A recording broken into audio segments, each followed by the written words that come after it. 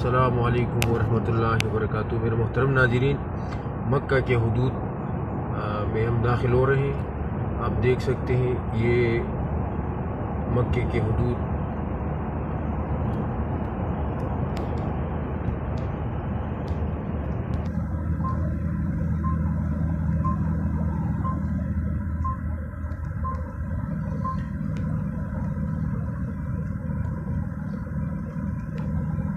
میرے محترم ناظرین، آپ دیکھ سکتے ہیں ہم مکہ کے حدود میں داخل ہو رہے ہیں اور کلاک ٹاور آپ کو دور سے دکھائی دے گا۔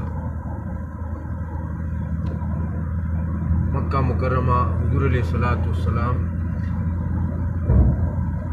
کا شہر اور مسلمانوں کے قبلے بیت اللہ شریف اسی شہر میں واقع ہے، جہاں پر پوری دنیا سے امت مسلمہ اپنی عبادت کے لیے اور روحانی درجات کے لیے یہاں تشریف لاتے ہیں، حج اور عمرے کی سعادت حاصل کرتے ہیں۔ تو یہ مکہ مکرمہ کے حدود ہیں اور یہ پرنور فضا جو ملائکہ وہی لے آتے تھے حضور علیہ الصلوۃ والسلام پر، تو اس شہر میں ملائکوں کا نزول ہوتا تھا۔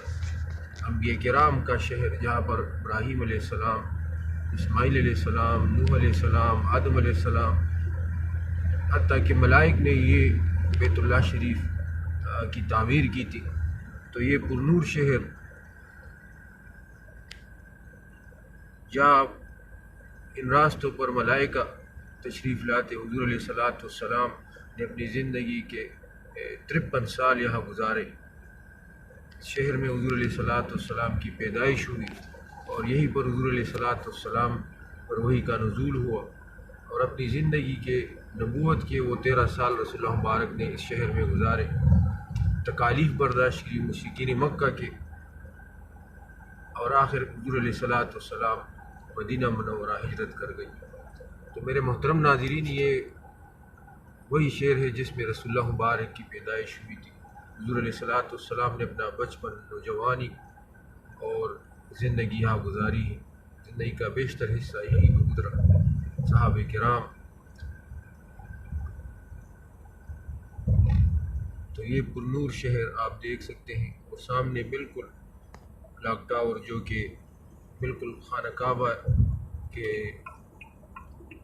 بالکل قریب واقع ہے۔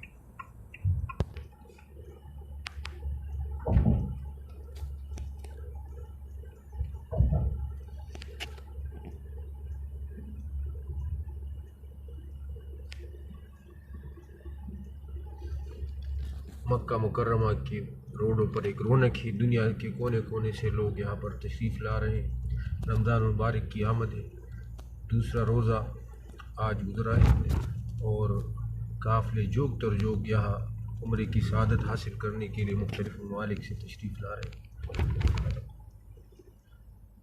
تو یہ مکے کی وہ روڈ ہے جو خانہ کعبہ کی طرف جاتے ہیں، حرم پاک کی طرف جا رہے ہیں، اور لوگ رش لگا ہوا ہے۔